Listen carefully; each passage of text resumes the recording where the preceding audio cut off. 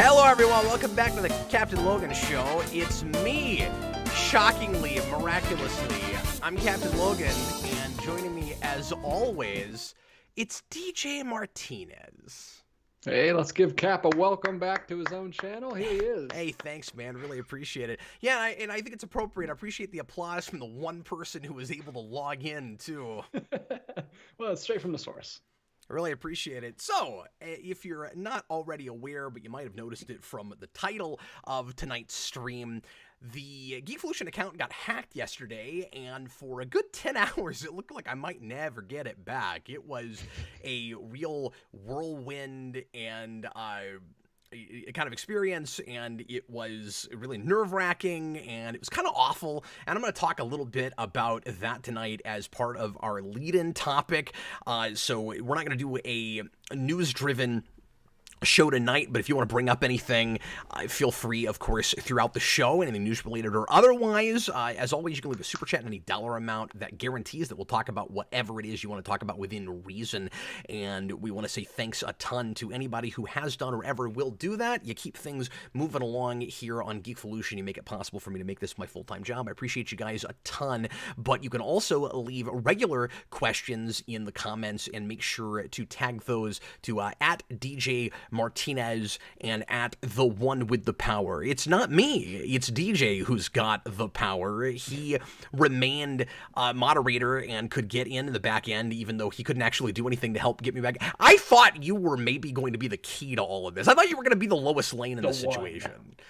Yeah, and it did not ultimately work out that way, but thank goodness we were able to get in anyway. And fingers crossed that we're not still compromised, but I have, of course, changed everything I could change, passwords and things, and got got new security set up, and it looks like we're in good shape now. I'm just hoping that moving along, I'm not going to discover there's something I missed, but it looks like we're good now. You're going to start getting clues left for you on the channel, like here and there. Oh, no. Like a Riddler-esque villain is trying to take over the channel. That would be unfortunate. So I said in the thumbnail that my life is bat stuff crazy. I found a weird way to blend these two topics, but I wanted to talk about the hack a little bit, and I also wanted to talk about some new Batquisitions that I picked up last night, DJ. I got a bunch of cool new Batman stuff, and I wanted to show it off to everybody. Did you get Batman hacking equipment? Yeah, it was my Bat computer that ultimately let me back in, DJ. I'm excited. I'm excited to see. I always like haul videos or show and tell. Yeah, and very often I'll just do those on their own, but I didn't have a lead-in topic tonight beyond just I wanted to celebrate the fact that we were back and that this was actually going to work out, because seriously, I had this period yesterday where I started thinking ahead, sort of like earlier in the year when I thought some new policies YouTube was maybe putting in was going to force me to shut the channel down. Twice this year I've had a day where, and I don't mean to be melodramatic about it, but full disclosure, this is now the second day of the year where I had to start kind of thinking ahead and consider what I was going to do with myself if I wasn't able to continue the channel. And I was a little bit of a wreck there for about an hour, especially because there was a place where I was like, "There's no hope, guys. Like, I don't know how we're ever coming back." I started thinking, like, "Am I gonna start some other channel somehow?" I never really wanted to start over. Like, I've done this for 14 years. I really don't want to start over. So like, well, if I do another channel, it'd be different. I'm not gonna do like Geekvolution 2: The Wrath of Khan. Like Geekvolution 2.0. I thought you were gonna go like a real dark place. You're like, oh no, I'm gonna have to sell my body on the streets to feed my children. But no, you went to another YouTube channel, so that's probably safe.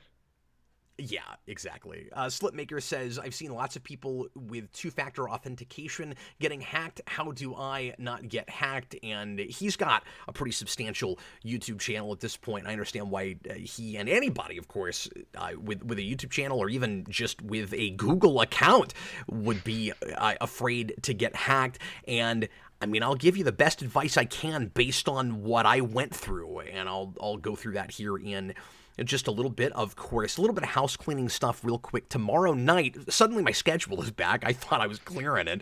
But tomorrow night, Austin and I, starting around 10 o'clock, are going to do a watch party marathon for you. We're going to watch both of the Guardians of the Galaxy movies in anticipation of 3 coming out next week. And this, of course, won't be rewind commentaries. I'm not preparing for this. This is going to be Austin and I watching the movies, talking about them, having a good time while getting it kind of fresh in our brains again before the new one comes out next week. And I didn't want to cut people out doing these rewind commentaries and making it impossible for anybody else to ever come in and do a commentary with me. So we will occasionally do multiple commentaries on the same movie, but that's par for the course with us. And the rewind thing is, of course, very different. It's a lot more analysis driven. It's just me talking for the duration of the movie and hoping that I don't have a heart attack and fall over or something. I got real parched or not parched. I mean, I was drinking water and stuff, but I don't know, DJ, I'm used to talking by myself for a long time, but that first, I don't know if it was nerves, I don't know what it was, but about an hour into that 89 commentary, my mouth started to hurt real bad.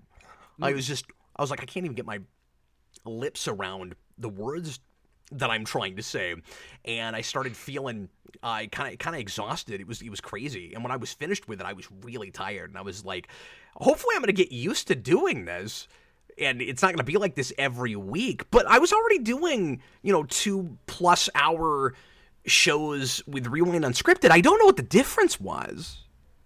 Yeah, I don't know.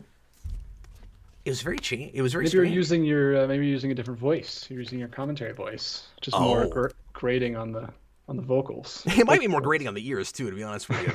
I think you should use your original voice, your crappy mic voice from 2009. Oh wow, much higher pitched. Yeah, well, I think the problem with trying to bring that back is that it would have to be a digital modulation thing to some degree. Because some of it is, yes, your voice does technically continue to change to some degree, not in the puberty fashion, but when you're 21, you don't sound the same as when you're 38. And the other thing is that microphone was real crap quality, so it didn't have a lot of bass behind it as it was. So I sound a lot higher pitched. And if you go back to my earliest videos, I'm rambling now, apologies. When you go back to my earliest videos on the channel, one of the comments that you'll see pop up most often is, wow, he has a nasally irritating voice. And that probably is true, but it was way worse with that camera. Yeah, I remember those days. Well, I went back recently and checked out your Star Trek The Monkey channel. And saw the youngest Captain Logan I've ever seen. Holy cow. That was actually a monkey. I don't know if you realize that. That wasn't me younger. That was a stuffed monkey with my voice in it, DJ. Oh, there was a couple videos where you showed your face. Oh, that's true. That is the youngest. Super young. I was like, holy cow. Yeah. It's like going back to old James Rolfe videos where you're like, how is he ever that young? Yeah, it's weird. But it was interesting. You did like a Star Trek. You signed up for some contest or something. Yeah. Trekkiest, and I watched that video and I was like, whoa, I've never seen him like this. It's crazy. Yeah. And I was doing occasionally videos that I would use in my Star Trek club. So some of that stuff wasn't even really meant to be public, but there wasn't really like that unlisted option back then. Yeah. Anyway, the crowd is bumping, man. They got lots of questions tonight. Okay, cool. Well, thanks, bumping crowd.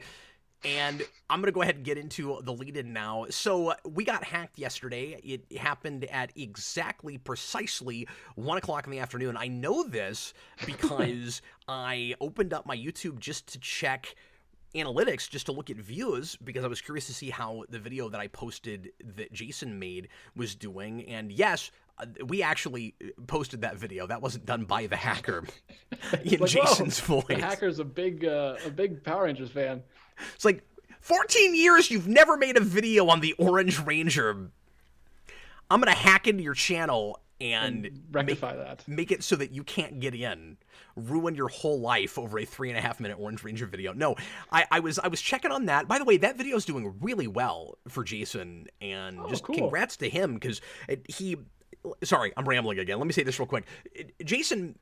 did I tell you about this, DJ? He starts making this video, and he was like, hey, Dad, I'm making a video. I was like, that's cool. Where are you gonna put it? He was like, on your channel. Yeah, you did tell me that. And I was like, what makes you think I'm gonna? I don't post videos that don't have me in them anymore. Like I haven't done this in probably, I don't know, 6 or 7 years. Really. And he goes, no, you'll post this one. And I was like, okay.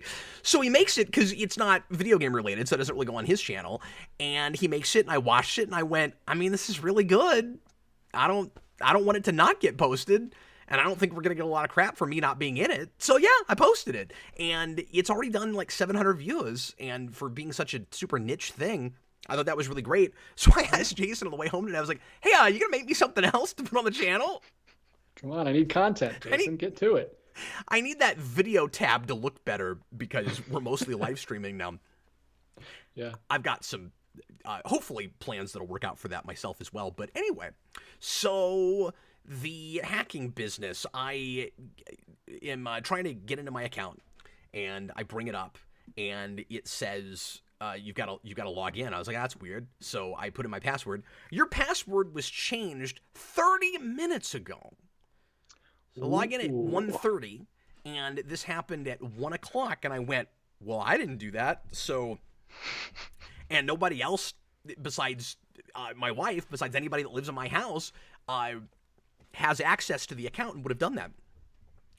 So I try to do the authentication thing. I try to prove that I am who I'm saying I am, DJ, and I can't get an option that works for me. And this is when I started to get really suspicious that I must have been hacked. And it also made me self-conscious and made me kind of second guess myself and wonder if I even had very much security set up in the first place. Because my memory is not always the best. And I was like, I mean, I'm pretty sure when they enacted two-factor authentication, I did that. But what if I forgot? What if I never did it? Like, I don't know. Because this has never happened. And so I was thinking, like, what if this is my fault? Because it's not just the YouTube channel. These days, a lot of us put kind of too much faith into one company for things, right? Like, everything you buy is from Amazon. All of your, like online stuff is Google. You know, you put all your eggs in one company basket, and if somebody hacks in, you lose a bunch of stuff. And I didn't even realize until this morning, DJ, just how much I would have lost if I couldn't get my account back. Because it's not just YouTube. And yeah, that's 14 years worth of work. And luckily the channel was still there, so I could have downloaded all of our videos, or at least a lot of them. I have 5,000 videos. I could have downloaded, you know, most everything that I thought was worth keeping. But, of course, this is like my livelihood, and I mean, I've always said this. I'm not the breadwinner in the family, but this is the way I make any money at all. And I like I said, I never really wanted to have to start over. And so, like, that all would have been a travesty, most certainly. But it's not just about the YouTube channel. It's also Google Docs, Google Photos, my son's YouTube channel. Like, there's other stuff connected there. I've got family photos going back 12 years that I back up on Google. If I lost this account, I would lose a bunch of family photos. And it made me go, okay, I guess I'm going to have to back all that up at somewhere else now too. But it never occurred to me that I would like lose the whole account. You have to worry about getting hacked when you have like any kind of a following on you, or even if you don't. Like, there's lots of reasons people get hacked, which I'll get to in a little bit, because there's viruses, there's bots, you know, there's lots of different reasons that might happen. I'm sorry, what were you gonna say, DJ? I'm just saying we have to in a minute, because there's a super chat asking what the purpose of hacking is, so we'll get to that soon. Thanks. What is a super chat? And then Froyo is gonna come in and be like, if a hacker had a Froyo, what would the flavor of it be? Yeah, what's the hacker Froyo taste like? Yeah, and then here's $5 will show up and be like, you guys weren't able to stream last night, and you usually don't do much better than about $5 or so for super chats on the request, so here's $5. I just made everybody's jokes for them. Yeah, don't do that. You're taking away super chats, sir. That's true. No, I'm expecting the super chats to still come in and just say, you're wrong. That's not what I was going to say. Quit putting words in my mouth.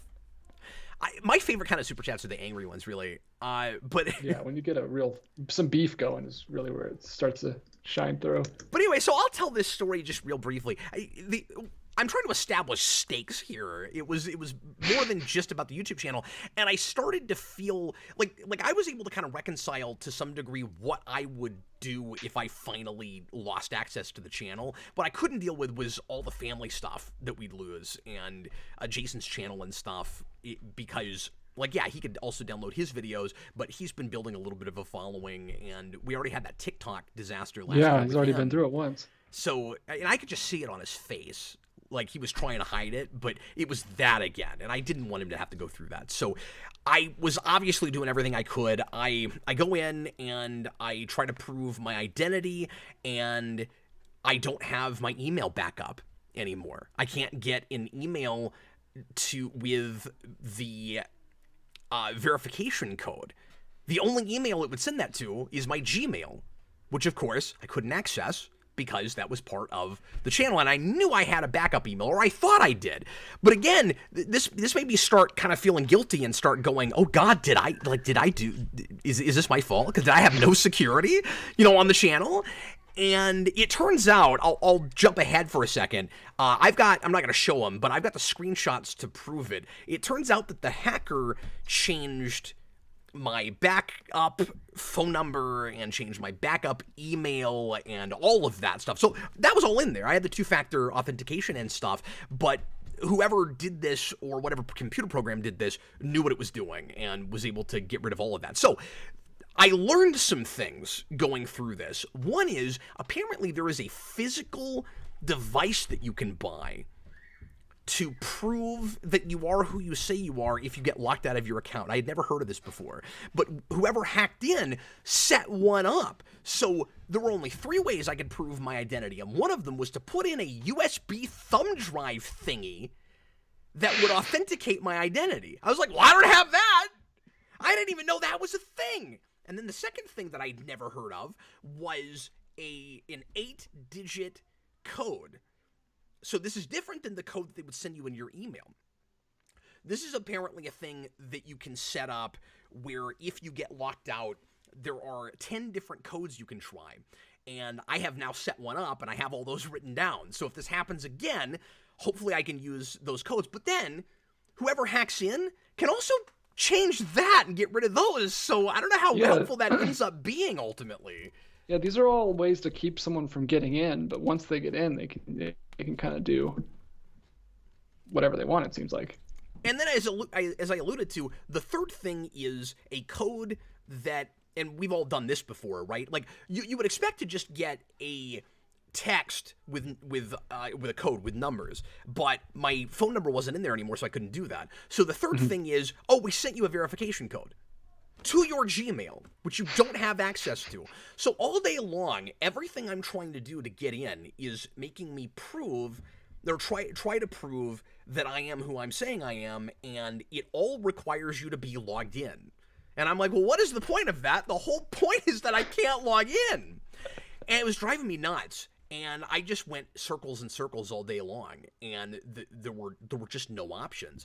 And so after a couple of hours of this, just going through hoops, or never getting through any, I was talking to Austin, and he said, well, I've seen this happen with other people that tweet to a YouTube help Twitter feed, and maybe you could try that. And I'd never heard of this. And of course, YouTube is notorious for having not just unhelpful customer service, but customer service you cannot get a hold of. There's not a phone number you can call. There's not a public email address you can email.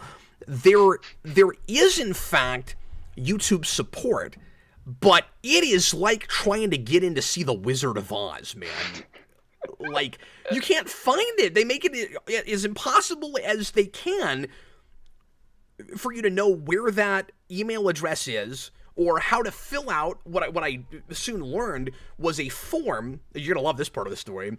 What was a form that you fill out to explain to YouTube support their help desk or whatever what the problem is and why you can't get in your account, and they give you a lot more ways to prove your identity. By the way, they used to have security questions, and they don't do that anymore. Since the two-factor authentication, they don't trust the security questions anymore, because I guess that's too easy to hack. So those aren't even there anymore. And all day long, I was kind of getting angry, because I was like, I know I filled those out, because they make you do like 6 or 8 of them. And I was like, why have they never asked me anything? And some of their forms haven't changed too, or some of the pages that give you suggestions about what to do, they haven't changed the lingo yet. So they make you think, or they haven't changed the wording yet. So they make you think that stuff is there that's not there anymore. So they're like, answer every question to the best of your ability. And if you don't know the answer, just guess. And I'm like, you never asked me anything. There's no questions. What do I do? So I send a tweet to this Twitter. And very quickly, I start to get very flustered. Because at first, it seems helpful. And then it seems like I'm talking to a robot. And to this minute, I don't know if I was actually talking to a person or an AI. I have no idea. But I send a tweet. Help, my Google account probably got hacked. I cannot log in. My password has been changed. What do I do? And they send me a link. And they say, fill out this form. And you click the link.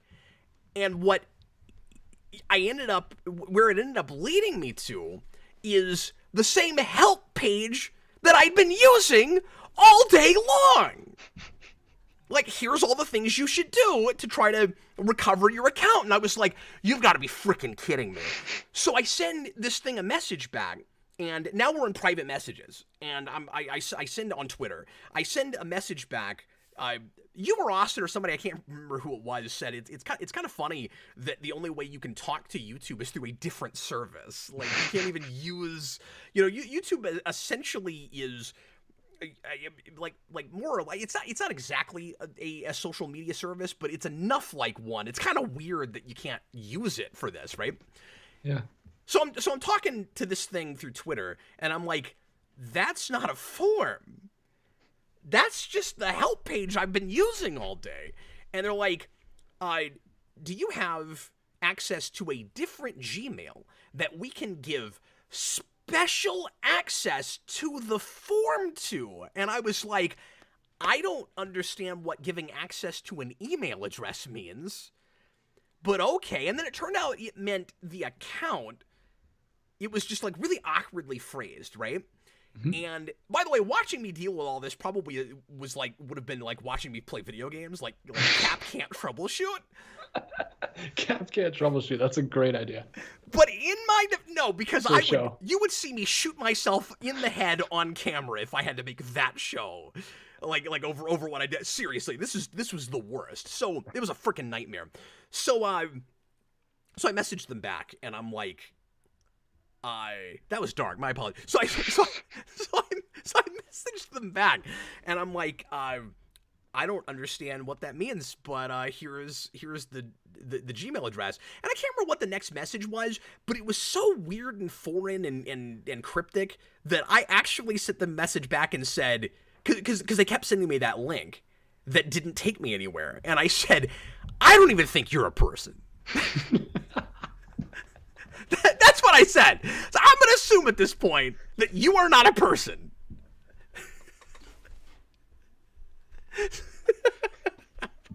So this thing or person, I couldn't hurt its feelings. I was trying to piss it off at this point because I wanted to know if it was a person. I was hoping to get a message back that would be like, well, you don't have to be rude, sir.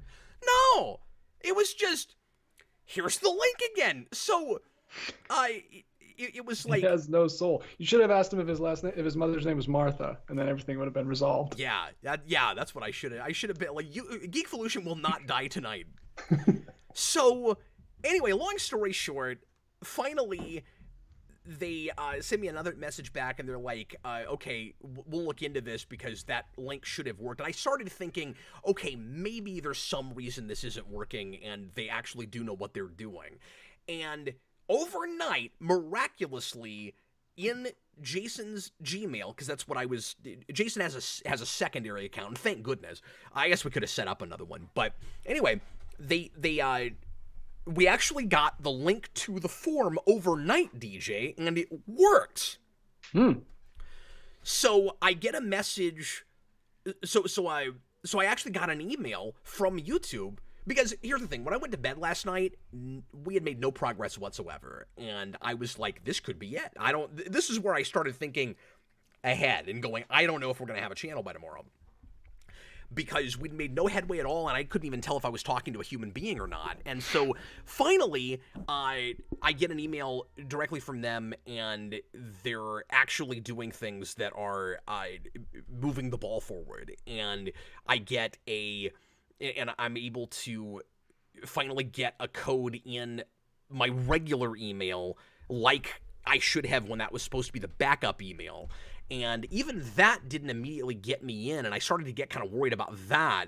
And I messaged them back about it, and pretty promptly, about half an hour later, I got a message back from them, and I don't know, I don't want to get into all the boring details, but ultimately, they were able to confirm my identity well enough to get me in, and where I was able to change my password. So finally, I got my password changed, and then I was able to go in and change all the security stuff. So it turns out that the threat was from Russia. So yes, I have been Russian hacked. Like so many other people and entities in this country. It was a Russian hacker, and as you suggested earlier, DJ, I don't think it had anything to do with the YouTube channel. Yeah. I think it was just a malicious virus or bot or program of some kind that targeted a large swath of people with Google with Google accounts, and it happened to hit mine, and that's the only explanation for why they would get their hands on the channel and the account and not actually change anything. Nothing was changed. I mean, one of the things I was really worried about, of course, was that's also my Google AdSense. And what if they got in there and changed my bank account or something? And that didn't happen either. One of the questions because the email, once you can finally talk to people at YouTube support, they're actually really helpful. It's just freaking finding a way to get there, man. It's like trying to get to see the man in the high castle. Like you can't get there. And so they one of the questions they asked, they're still following up. They're trying to make sure that the account is not still hacked, that it's not still compromised. And one of the things that they asked me 3 questions even after I got the account back, and one of them was, did they change anything? Like, do you still have the settings in your AdSense and all of that? And luckily, so far, I have. Yeah. One myth I want to quelch with this, because I want to give Google its due with this. They actually handled it great once I could get a hold of them, like I said. It was just getting there in the first place. One myth, and I didn't think it was a myth either, folks, and this is just, my own circumstantial evidence, but anecdotal evidence. But one myth that I hear all the time is YouTube's not going to help you unless you are a big enough channel. Like, they don't care, they're not going to notice you. That was not my experience with this, and I have better evidence than just, I'm only at 34,000. Jason and I actually sent them 2 separate messages, because Jason's YouTube channel is connected to mine, and we both filled the forms out and sent them. And we got separate we got separate emails back almost simultaneously. Now, Jason has almost no subscribers on his channel. Yeah. Comparatively. He's like 300, I think. And I'm more established and I've been around a long time, but I'm very small potatoes. And what people say all the time is YouTube's not going to do anything for you at all unless you're at a certain threshold, and you got to be one of their top players. Even we're talking like million subscribers or whatever. That was not my experience with this. It had as much to do with the Google account itself as it did with YouTube, though I was going through YouTube to get it resolved. Now, I will say, if I didn't have a YouTube channel at all, I don't really know how I would have handled it, because it was a lot of the questions were about the channels. And the way we found it ultimately had more to do with YouTube than it did with Google. So that part of it is just part of it being so difficult to get a hold of Google and get them to talk to you in the first place, I guess. But it didn't really have anything to do with, like, popularity or clicks or any of that kind of thing. Yeah, that's good to hear. Click with a Q. Q with a Q. But anyway, I've talked too long about this. That was the story. And we're back now, and it looks like everything is in good shape and pretty kosher. So glad to hear it, man. I was like a chicken with my head cut off without my captain here. I was like, what am I gonna do? What am I gonna do Thursday night? I'll just have to stare at the screen for 2 hours. Well, like I said, I thought about having you. I'm trying to remember things I've said actually on stream and things I said to you before we started. But I considered going ahead and broadcasting tonight because you were actually able to get into the back end. Yeah. Because you're a moderator, and DJ was the only person, like I said earlier, that had access to the channel.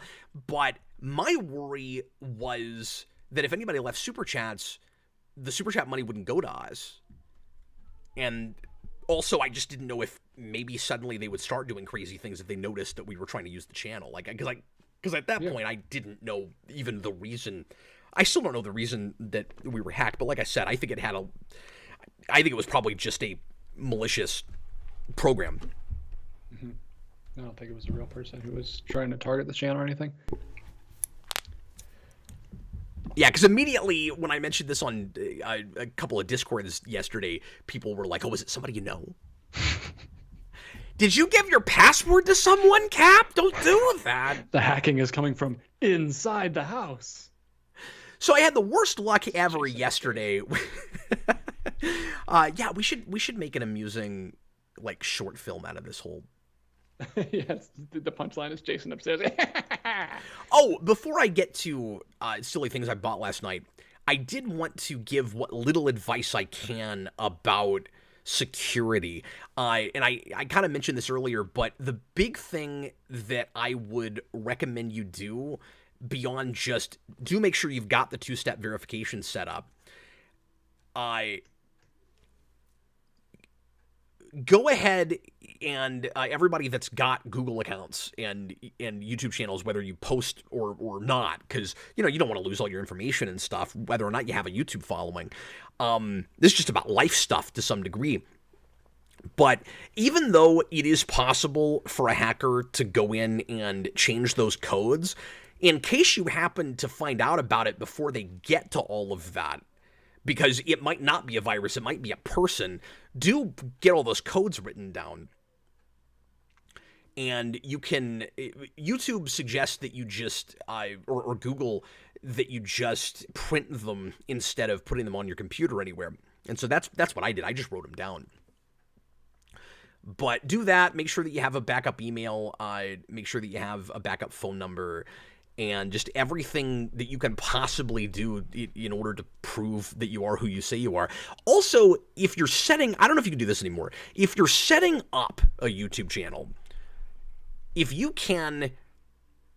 they will still let you do it without a Gmail account and or without that being your login, and you can log in with a regular email, do that, because you would still get that email when they send you the verification code. Do you see what I'm saying? Mm-hmm. But I'm pretty sure at some point I had to change it because they weren't letting us do that anymore. But I have another account from eons ago where the login is an email address that is not a Google address.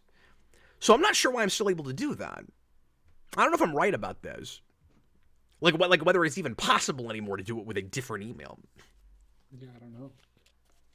Mine was definitely set up like through a Google account nowadays, and I just when I set mine up, and I need to get mine switched over. Mine is still to the welder email, and you can like switch it over to like an enterprise. It was a lot of.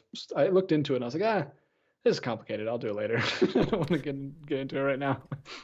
Just make sure that all your security is good and up to date. And the only other advice I'd give is regularly change your password, which is not a thing I'm any good at remembering to do. Yeah, I would suggest getting a password manager so you can just generate like impossible to.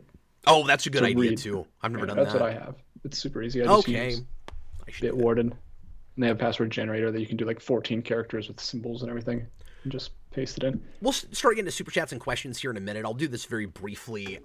And guys, I'm trying to do shorter lead-in topics, so my apologies that this took as long as it did. But like, I didn't know how to tell that story without it going long. I was trying to figure it out, and I was like, I don't know. I just got to kind of go back through my day yesterday because I hadn't really had a chance to like decompress it. So sorry for doing that on camera, but I had obviously the worst luck ever yesterday when it comes to YouTube, but I had really good luck when it came to specifically Batman 66 collecting.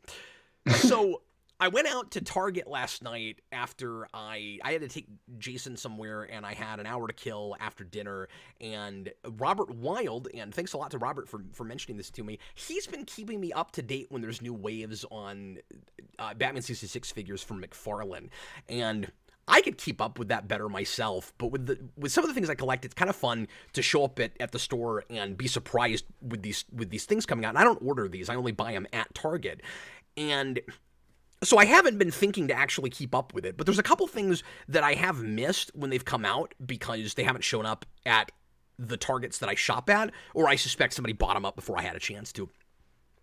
And so Robert messaged me a couple weeks ago, or maybe it was a week ago, and said, "Hey Cap, they're doing a bat boat." And I was like, "Oh my god, I gotta go," you know. And so he said that's happening, and then he found it at his Target, and he sent me a picture of one, and he said, "Just keep your eyes out, it's out." And I was like, I gotta go find it. So I went searching for it last night. I went to 2 Targets, and the first one I went to, they did not have the bat boat, but they did have King Tut. Which is one of the original figures that I've been wanting forever, and he's one of their best. He's wonderfully well detailed, and I love the colors. They did a really great job with this. I'll show you a better picture of this here in just a little bit. And then I also was able to buy the Contaminated Cowl Batman.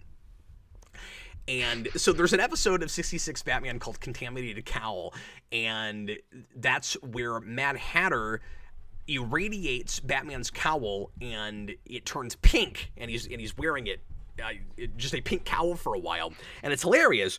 I have the Mego throwback version of this too, which is a 2-pack that has him and Mad Hatter. It's curious that they didn't make a Mad Hatter figure before or at the same time as this one, so you can get the pink cowl Batman now, but you can't actually get Mad Hatter yet. So I don't know how this happened to this Batman. There's no Mad Hatter. But anyway, and then I went to a second Target after I came back home because I was flustered about this whole thing and I needed something to take my mind off. I was like, Sarah, do you mind if I just go back out for a little bit? She's like, no, that's cool. So I went to another Target. You need a little Target therapy. And I got my bat boat. Here it is. There it all is. of its glory. It's wonderful. Of course, it does not come with the Batman and Robin. I just have those in there so you can get a sense of the scale of it. And Batman and Robin not included. I didn't remember that Batman had to drive the boat on the right like a British person. But there's a picture of it on the box, and indeed, his stunt double is driving on the right.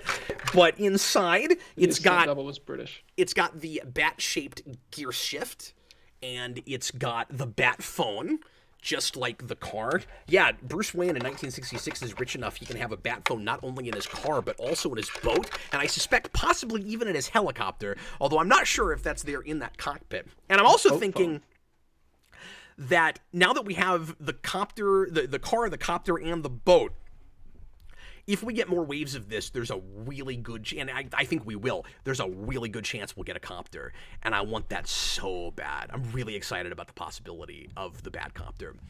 And then, and I think this is their best figure so far, they put out the Two-Face from the 66 comics and from the movie, and he looks spectacular. So look, we have animated William Shatner Two-Face now as an action figure, and when that movie came out, I was thinking it'd be really great, both of those movies actually, it'd be really great if these had action figures, and they didn't put them out for it, and I was kind of disappointed, but never fear, McFarlane is on the case, and I didn't used to say this because you guys know, a lot of you guys know about my kind of weird tumultuous relationship with McFarlane as a creator, but when it comes to action figures, thank God for Todd McFarlane, man, because there's a bunch of stuff that I love that I'd never get if it weren't for him, and the 66 line is one of the coolest things I've ever seen. I'm buying almost all of it. There's some variants that I'm not interested in, like they're doing black and white versions of some of the characters. I don't really understand the point of that. It's like there were people with black and white TVs at the time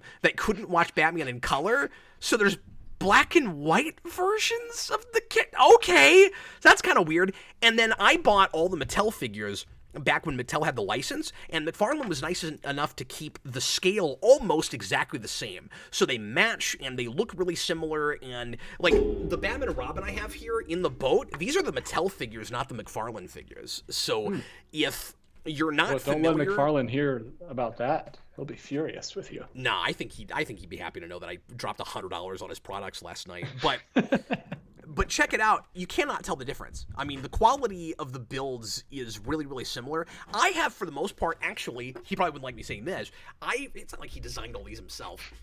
But, and it's not like he watches me. When I say relationship, I mean, as a creator, like reading his stuff. Now, I don't have a relationship with Todd McFarlane.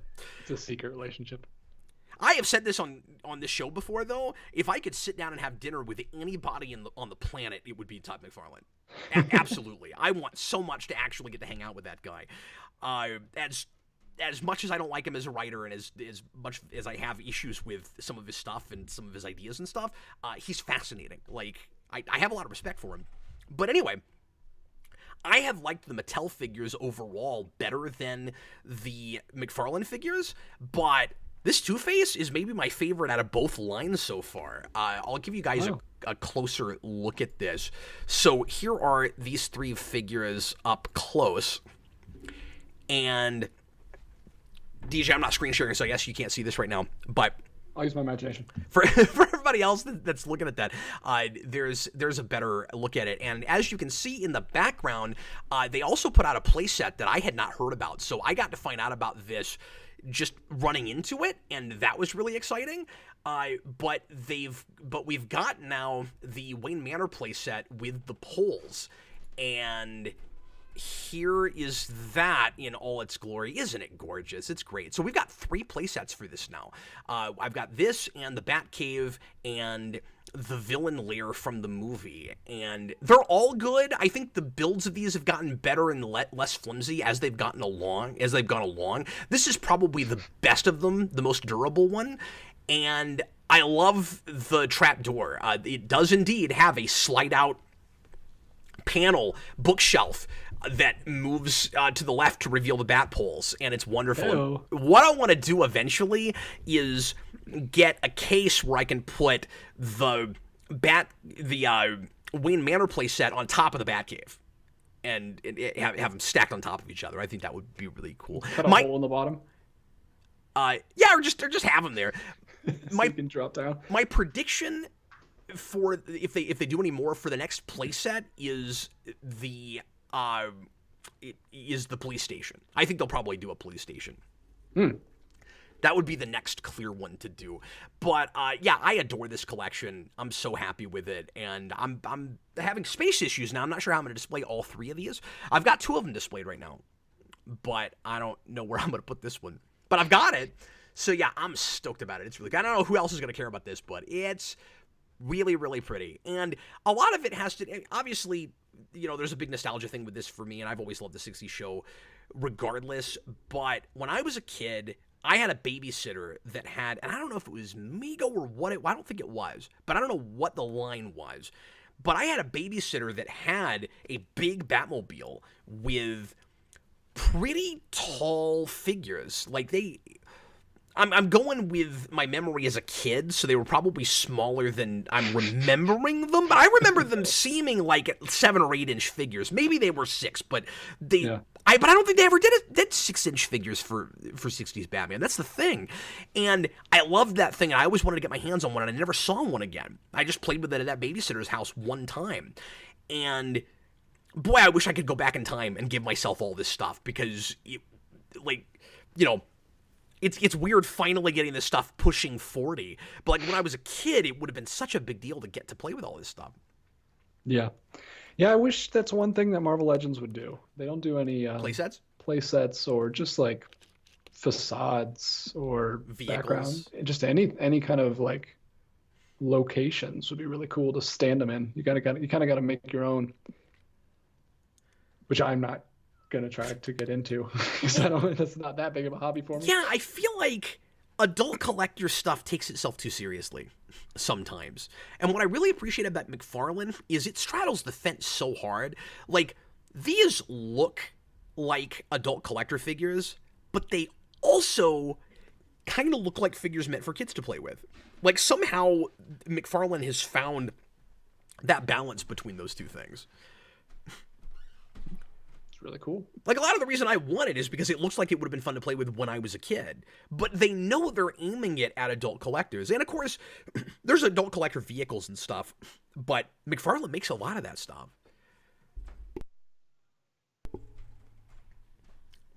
Anyway, I don't know how I'm already 45 minutes into the show. Let's go ahead and get to questions, guys. What do people want to talk about tonight, DJ? Let's do it. First super chat is from TH1, our pal. He just says, "I'm glad to see you back." $5.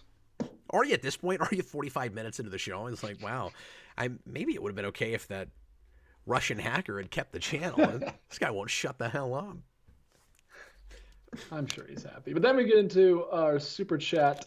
Thanks, from Tom. What is a super chat for $2. Oh, right. And he wants to know, what is the purpose of hacking? I don't know. Much of the time, like to give a poor 30-year-old of 5 children in Kansas a heart attack for no reason.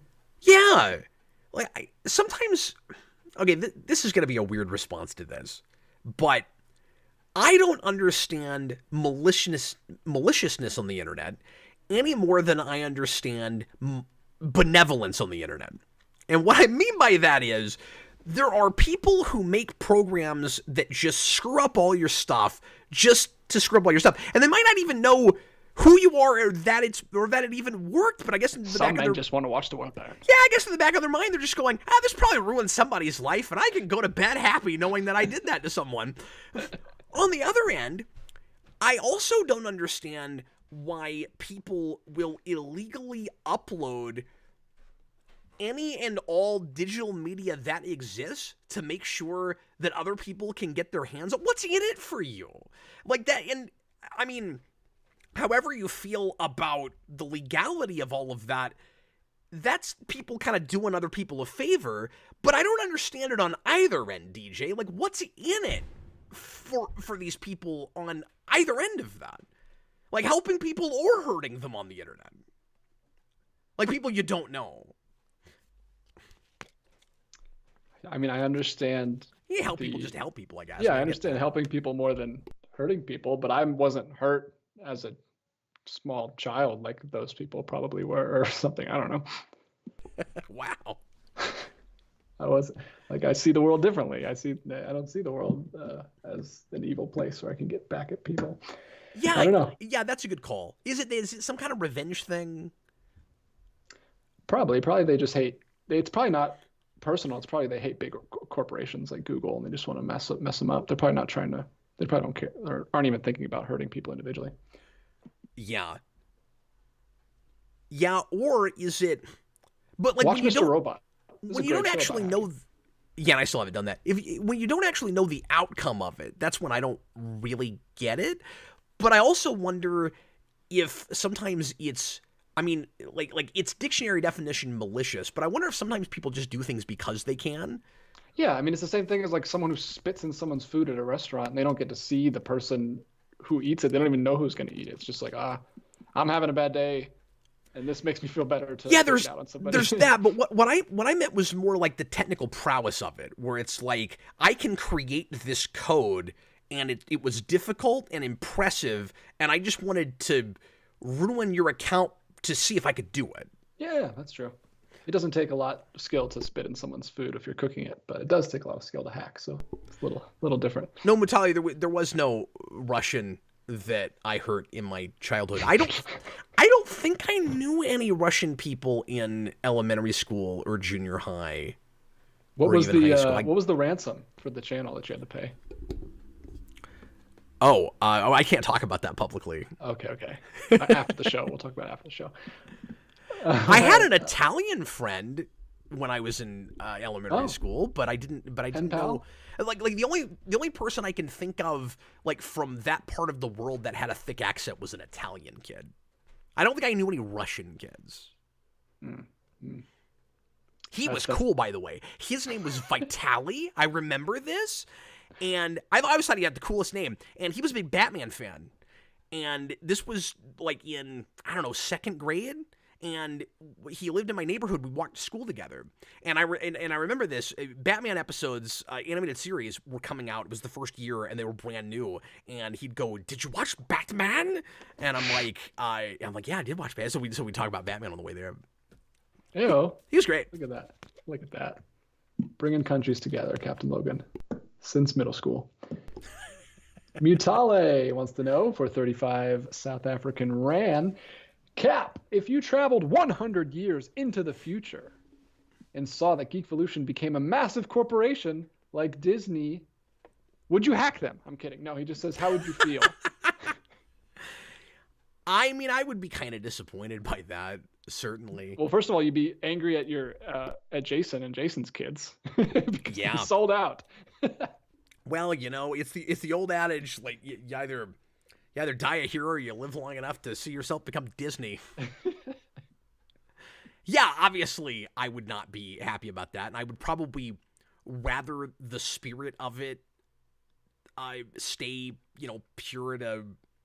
It sounds pretentious and condescending, I guess. I was gonna say like pure to my vision of it, which is only just Can't that trust an adult would want to do things his way. I had to trust a child. That's great.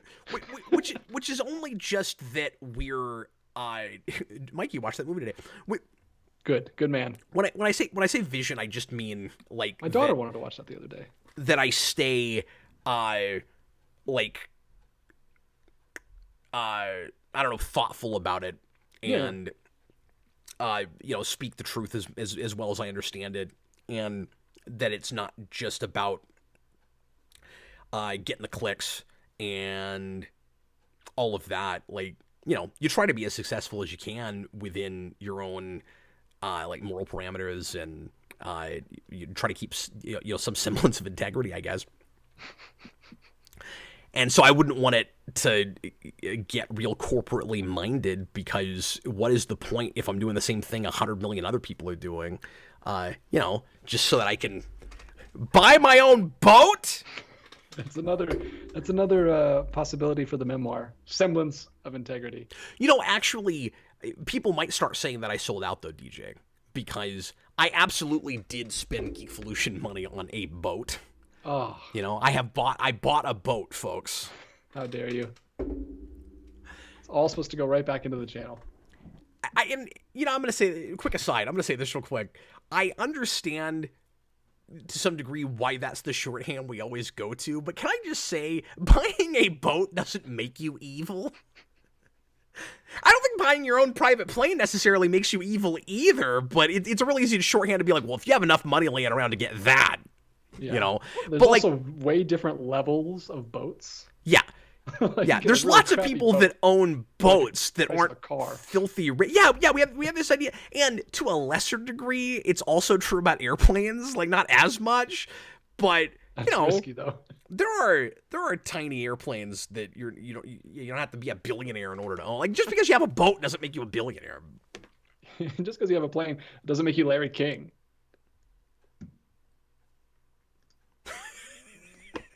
I really appreciate you bringing that back up. Okay, moving right along. Ian Chandler. I was in DuckTales, dude. That guy's great. He's in Mythic Quest on Apple TV Plus, the Rob McElhenney and Charlie Day show. He's really good. You've told me about that. What is a foreign film? This is from Ian Chandler. That would. It's a film that's not made here. Moving right along. Still talking. What is the foreign film that would actually benefit from an American remake? Or at least what would warrant a film being American remade? Okay, DJ knows the American film scene, or the foreign film scene way better than I do. You probably see a lot more stuff that's not made here. So it's going to be harder for me to come up with a real good answer. The first thing that comes to mind, though, because, I don't know, the problem is a lot of foreign movies that I could think of that I've seen and didn't care for, so much of that often ends up being that I don't appreciate the sensibilities and the conventions of the storytelling in the country that it was made, that I don't know if I would necessarily want to see it remade, because I could go, well, yeah, maybe that could be made better, but also it would kind of be this unfair, kind of uncultured perspective on my part going, well, the way to fix this is to Americanize it. Make it digestible for me. Make it for me. Yeah, so the first thing that came to my mind was Amelie, which is a movie I want to love, but I just couldn't. It's got one of the best soundtracks of all time, and I still listen to that score a lot, but I couldn't hardly get through that. I just couldn't get into it. It wasn't my thing, but do I want to see it remade? Like, I think it needs to be what it needs to be. It's just not for me, if that makes any sense. That's not to say that everything's perfect if I don't understand it either. Yeah. You know? But I feel like if I don't have a better grasp than maybe I do sometimes of the sensibilities of a thing, I couldn't... I'm not really qualified to tell you the right ways to change it. Or even if you ought to. Yeah. You know? So I don't mean to cop out, but... Yeah, those are impossible questions. I can, especially on the spot. Like maybe if I had time to like look through my entire Letterboxd and I'll find some things. But yeah, nothing's like springing to mind out immediately for that question. Because like I can think of examples where it didn't make any sense. Like Troll Hunter, we really liked, and there was buzz about them doing I really like about an American remake of Troll Hunter forever, and I'm like, why? Why? It's a Norwegian folklore. Let them make it. Wait, why do we have to have a version of it? And we're thinking of the same movie, right? I've reviewed that. Yeah, you did a Netflix roulette with Eric. Yeah, I loved that. That was a great. My favorite. Movie. I mean, Chronicle's good too, but those two are like my favorite found footage. Found footage. By far. Mm-hmm. And there was just a movie called Troll that was released on Netflix, and I don't know if that was what eventually became of that remake or not, but it kind of came and went. No one talked about it. I still haven't seen it, but it's still on Netflix. I might check it out. But yeah, I didn't understand trying to make an American remake of that. Now I have this backwards a lot where I'll see a movie, whether I like it or not, I'll see a movie that I'll come to find out is an American remake of a foreign movie, and then I'll want to see the foreign movie. I don't always get around to it. Like, I've never seen... I'm pretty sure The Ring is based on a Japanese film, and I've never seen that movie. I love The Ring. I should probably watch that. I've never done it. Yeah, I think it's called Ringu. Yes. I haven't seen it either. I've never seen that. Well, and you're not a horror guy. Yeah. But yeah, I don't have an answer for that. That I would want to see remade. But yeah, the other part of his question was like, what would you need to do to it, just more generically? The other part was or at least what would warrant a film being an American remade. So what would, first part was what film would benefit from it, or at least what would warrant it.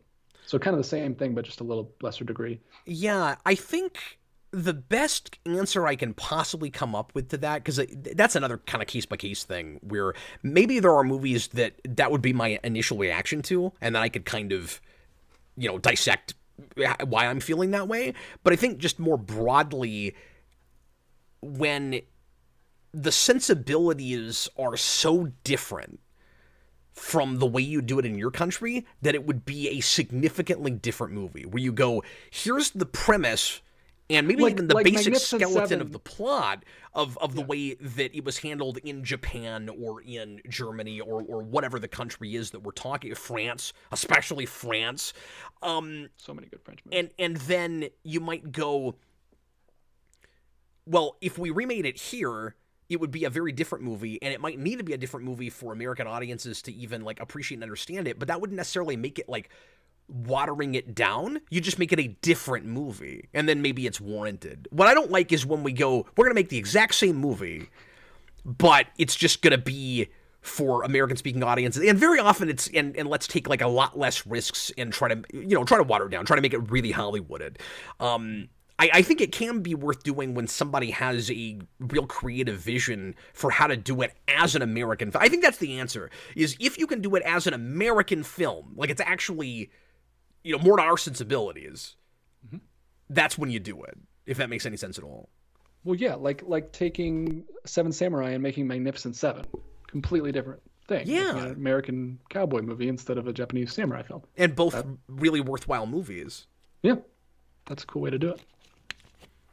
Okay, we are at the hour mark. We're going to go ahead and take a break. All right. DJ, how many more super chats do we have? We got a few here. 1, 2, 3, 4, 5.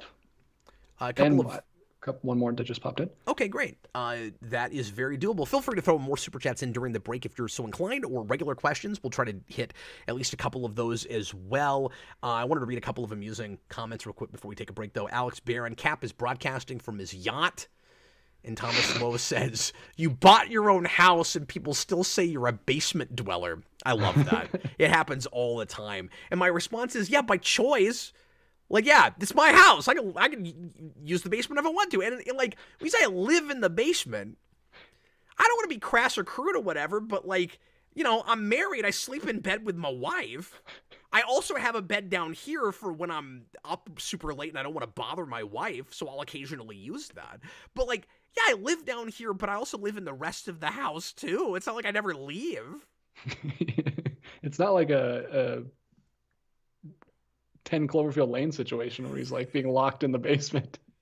Yeah, like when I call, I call it the bunker because I really like the bunker in Dark Knight, and it's got more of that kind of aesthetic, more than it does a cave aesthetic, right? Because it's an unfinished basement. I've left it kind of industrial looking, and so I call it but it's not a bunker in the sense that like my wife doesn't let me come out of it, and like all my food is down here, Anyway. I think it's really funny when people say that. Oh, basement dweller. Basement dweller. Well, you are it is your dwelling, and it happens to be a basement. Sure. But the connotation is always you live in your parents' house, or you live in somebody else's house. And yeah, you're not living in your mother's basement. You're living in your own basement. It's not as much of an insult. Oh, my God. What's wrong with that guy? He lives in his he uses his basement. It's a lot of space down here, man. Like, yeah. And it's away from everything else.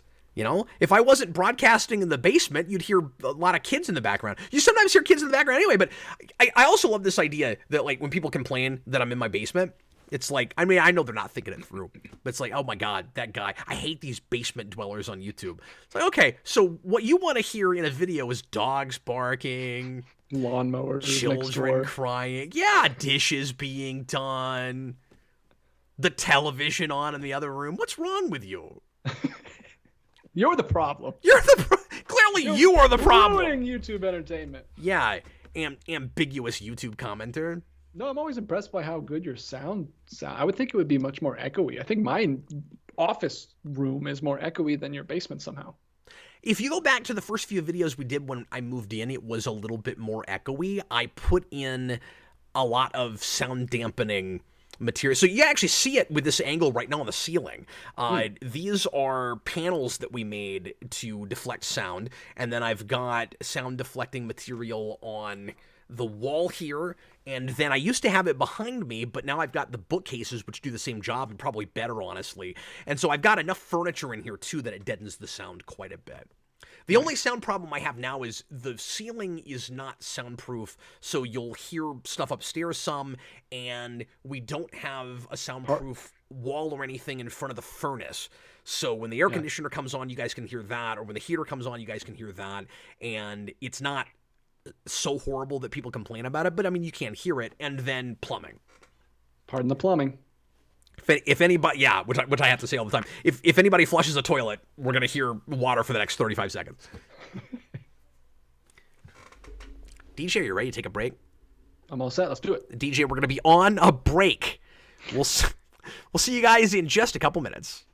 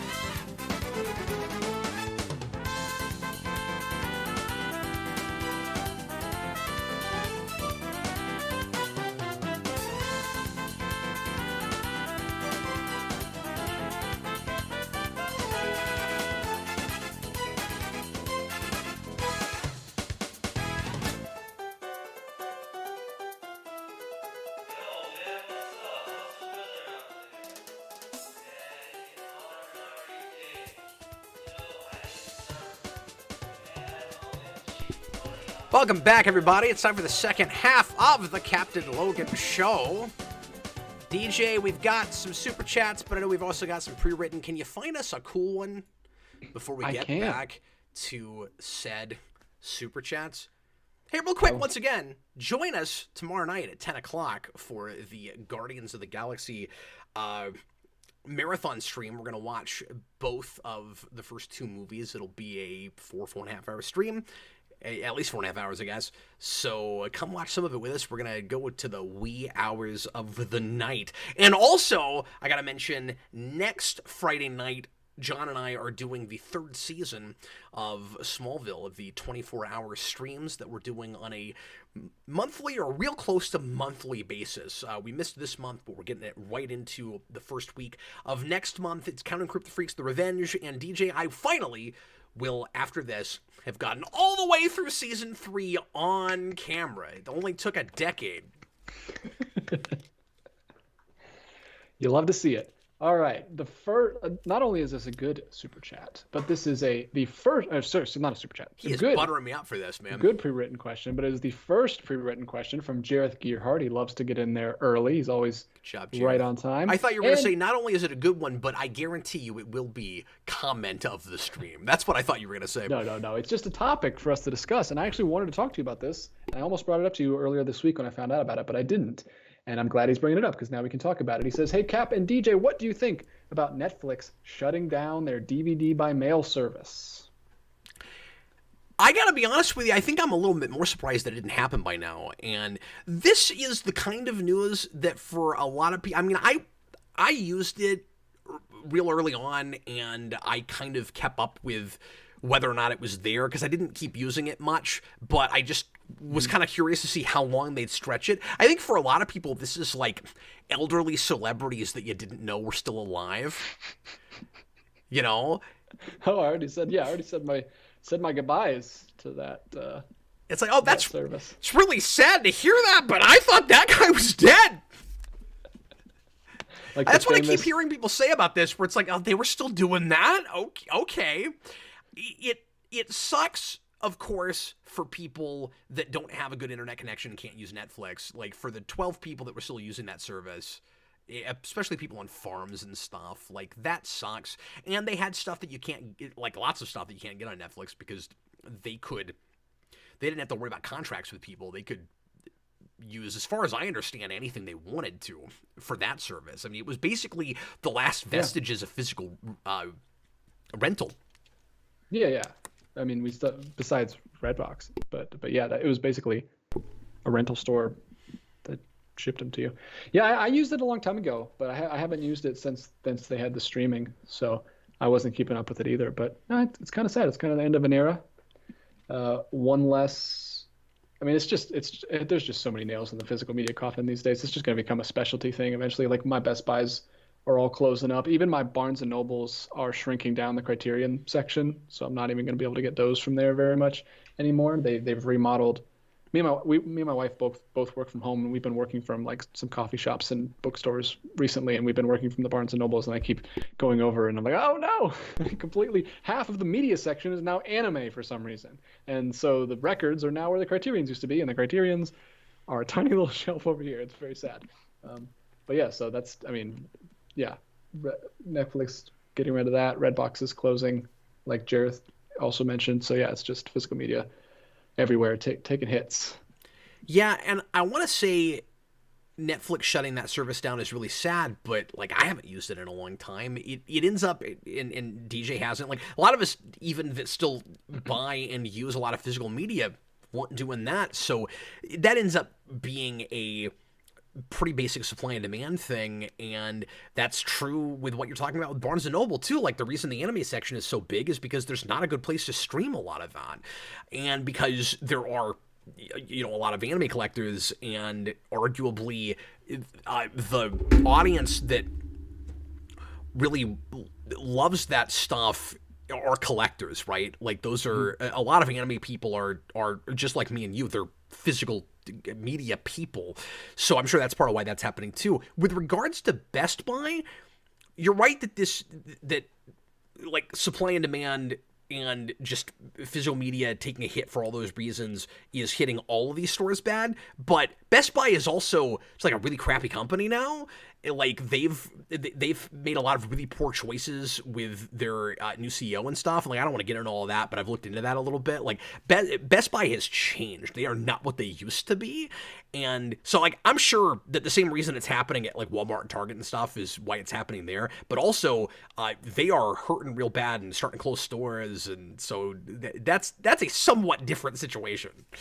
Yeah, well, they're completely remodeling all the stores around me to be more like Apple stores where they've got most of the floor space devoted to phones and tech and stuff, and they don't have physical media anymore. Although they have toys, which is weird.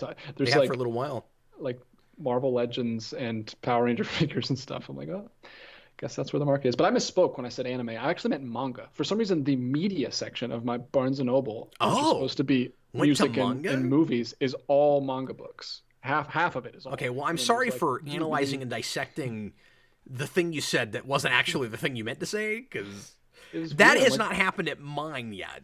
It's very weird. Like the whole store is for books. Don't fill up my media section. Yeah, no, that's weird, because there is at the several Barnes and Nobles around me that I go to, there's a manga section right next to the American comics, which is where it should be.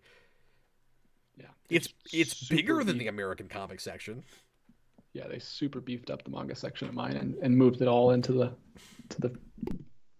movie section, movie and music section. Nobody cares. We're getting no comments live right now, so let's move on. Just kidding. What do we got? What do we have? What do we have? Next is from Utale. Cap and DJ, if you could have a writer who wrote a great run of a character you loved, write it forever, which writer and character would that be? That's great and pretty easy for me. It's McFarlane on Spawn. Which you'll get your wish on that. No, that's the exactly. No, that's actually the antithesis. I'd say Morrison on Spawn or Gaiman on Spawn. Probably Gaiman even before Morrison. No, it's actually a toss. The character is not a toss-up. The character is Batman, of course, but the writer is something of a toss-up. I want to say Paul Dini. Paul Dini on Batman Forever. And Paul Dini remaking Batman Forever would be interesting too. But yeah, Paul Dini on Batman Forevermore. And if not him, then Greg Rucka. Because I would also take that. I would also take Greg Rucka on Batman Forevermore. But that's not to say that I wouldn't want to see other people also write the character, because there's, too many different ways to do the character. But, if you said you can only have one writer and one take on Batman for the rest of time, Paul Dini is the guy for me. Lewis Cox. Do you not have an answer for that? No, not at all. I was just curious. Well, it doesn't have to be comics. I mean, he just said a writer on a character. Like, well, he said a great run. So okay. Comics. Fair enough. Lewis Cox. Wait, Geekvolution got hacked? Yeah. Why would someone do that? Well, we just went over that, but it's Russia, man. Russia hacks American computers. That's what they do.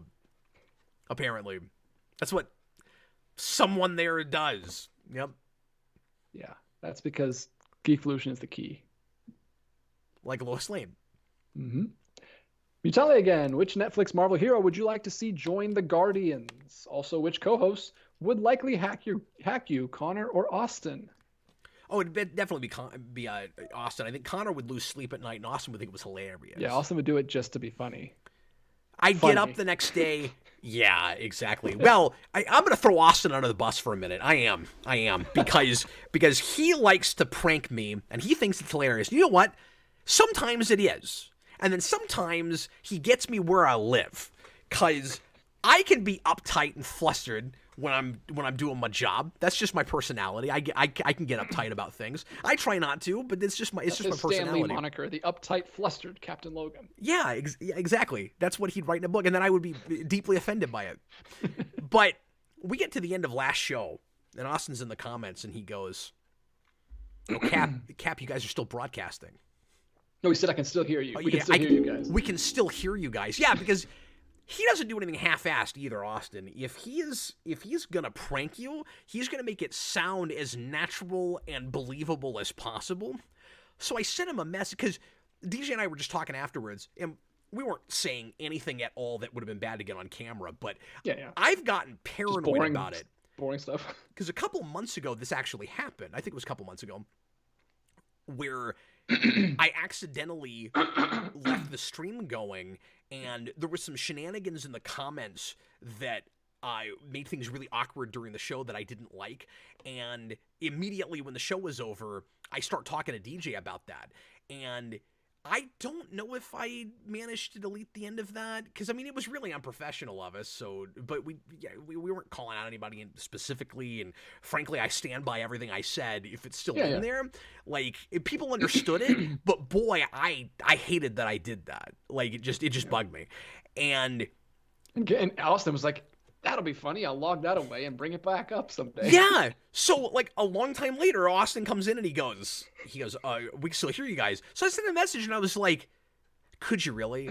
Because there's no possible way. I was like, what'd you mean? You can still hear us? He goes, I was just kidding. I was like, yeah, don't do that. Enough of that foolishness. I was like, if you're wondering where the line was, you found it, sir. You're so far past the line. The line is a dot to you. It wasn't a huge deal or anything. I mean, I didn't get mad at him. We didn't have an argument, but I just asked him like, yeah, maybe that's going a little bit too far for my taste. But yeah, Connor would lose sleep. Austin would think it was hilarious. What was the other part of that question? Yeah, Connor would like beat himself up for a week. The other part was probably the part he thought you would talk about more, but we talked about that one forever. Which Netflix Marvel hero would you like to see join the Guardians? Can I cop out and say none of them? No. This is the answering question. I don't really want that. Yeah, but you've got to be with me on this, right? Yeah. Who would even be useful? I guess Jessica Jones would be the only one that would be useful to them. Well, no. I mean, Luke Cage would be useful. Yeah, super strength. Oh, yeah. Yeah. No, a lot of them would be Daredevil would be useful in space. Yeah, like... anybody's got any kind of superpowers as much as anybody else, right? Like, I mean, he's got acrobatic skills. There's no sound in space. Daredevil would be absolutely useless. Yeah, but they go to planets and stuff. Like his ability to tell if you're lying is very helpful in any situation. But doesn't he hear your heartbeat to tell if you're lying? I guess you still have a heartbeat. So you're saying that if you're an alien, you have no heartbeat. Well, he'd have to have a helmet on. He'd have to have a big. They're not always space helmet in space, though. They go to lots of essentially M-class planets where they can breathe. There's a lot more scenes in the Guardians movies without helmets than with helmets, DJ. Yeah. DJ doesn't understand how science fiction works. It's very strange to listen to him talk about space opera. It's like he's never watched one. Like he thinks literally all space opera takes place physically in space. You know, it bugs me when characters from other planets in DJ in movies say I'm from space, or if somebody else is like you're from space. It's like we're all from space. If I go from this planet to some other planet, I'm as much from space as you. The only way you're from space, you won't understand this reference, DJ, but the only way you're from space is if you're like Travis Mayweather in Star Trek Enterprise, where you grew up on a spaceship, on like a cargo ship. Then you can say you're from space. And he never stopped talking about it. But that's neither here nor there. Look at me, I'm from space. Anyway. My answer is going to be the night nurse. Just because I'd love to see what the dynamic would be like with Claire hanging out with, like, Drax and Rocket Raccoon. Oh, God, they would drive her insane.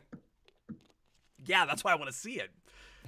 It would be fun to see the juxtaposition of characters that have lived in this, like, real gritty, urban kind of environment that have to go and see maybe a different kind of darkness, but also just hang out with people that do not take themselves seriously at all. Mm-hmm.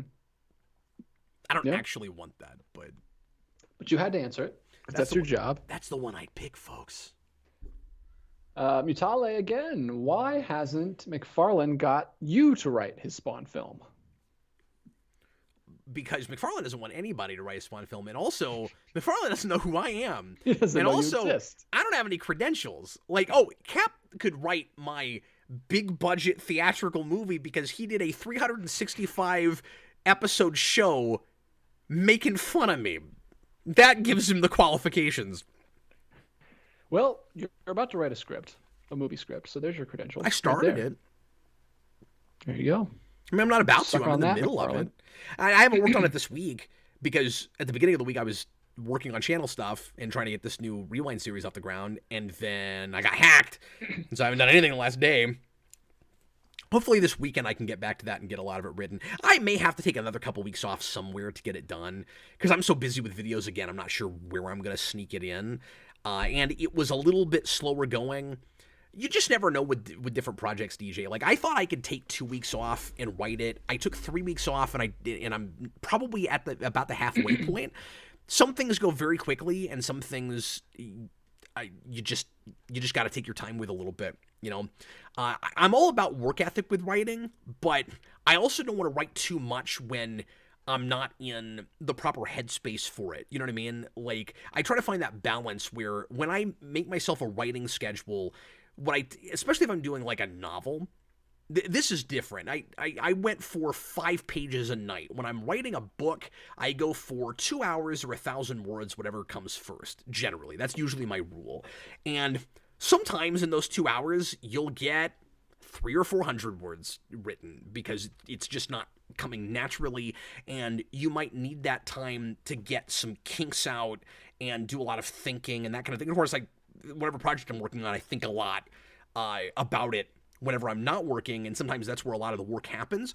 With this script, there have been a couple places so far where I needed a couple of days just mulling it over and figuring out where to start with a status quo or what the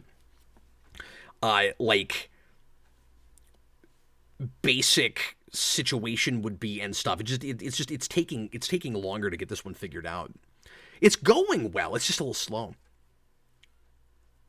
Like, I was trucking real hard in one section of it where I probably wrote like 12 or 14 pages in one day, DJ. But before the days before that, I'd been averaging maybe 3 pages a day. And then I had a day where I wrote like 14.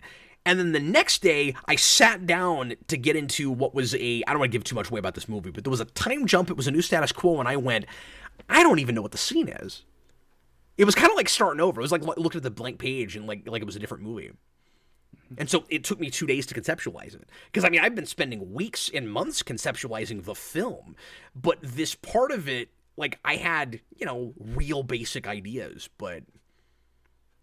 And then that led to the whole thing turning way more ambitious than I had planned. Kind of like Spawnier. So, we'll see if I can even shoot it. But Alex Barron wants to know how many pages I am into it. 52, 54. So like I said, I may be at the halfway point. I was shooting for 90 pages. I think it's going to be at least 100. But it also could get pared down. Because this is just a first draft. I mean, I'll certainly be doing revision. And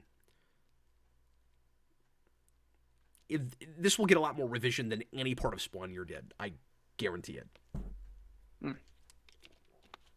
Spawnier was like flying by the seat of your pants because it was getting videos out. And I don't want to do that again. Like, this is much easier where I can get the whole thing done and then a draft, and then I can actually go back and make changes before I start shooting anything. And with Spawnier, it was, well, you're stuck up to this point with whatever you already published. Yeah, you don't want to publish your script 1 page at a time? You don't want to shoot your film one scene at a time and put it out? No, I don't. I mean, the prologue with Spawnier, the prologue and the epilogue, you had drafts that you could change. And so I had multiple drafts to some degree with those, although they didn't change that much. But everything in the middle, I mean, like the bulk of the actual show, it's almost all handwritten. So there was no doing a second draft. I wrote it all by hand and read from that page into a microphone. It's the worst possible way to tell a story. Breaking new ground here at Geek Pollution. That's right. We broke new ground. Goofster. Hi. 123, $10. Thoughts on potentially Adam Driver as Mr. Fantastic and Antonio Banderas as Galactus? And this isn't his pitch. This is like he's heard this is happening. I know. No, apparently Adam Driver is in final talks about Mr. Fantastic. I'm glad this finally came up. I'm not against it. That would not have been even in the top 25 people I would have thought of, but it's interesting. I can certainly see him playing a scientist. Yeah, I could totally see him doing it. That'd be a good choice. I think ultimately I like that choice, and he would probably do something somewhat understated with it. I wonder if he would. Well, I say that. I wonder if he would play it straight and basically just be Adam Driver, but he's Mr. Fantastic, or if he would kind of put on a character for it and be a little bit more, over the top with it. I don't know. I'm seeing a very like kind of antisocial, soft-spoken, doesn't really need people around but puts up with them kind of character from Adam Driver. That could be really good for Mr. Fantastic. Yeah, and he's played characters like that before. I think his Marriage Story character is kind of like that. That's what I'm imagining. Well, and he's kind of like that in 65, which is not a great movie, but I like him a lot in it. But then the other part of that was Antonio Banderas. Yeah, that sounds like nonsense. Galactus. That's crazy. Here's the thing, though.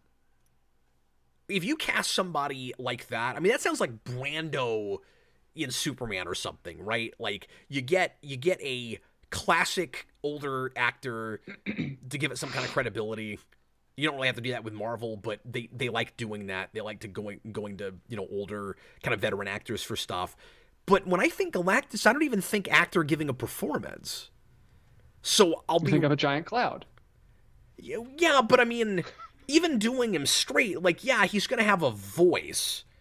But I'm thinking, probably a big giant CG creature, right? Like, I'm having a hard time even imagining an actor giving a performance with Galactus. You're curious to know what it'll sound like.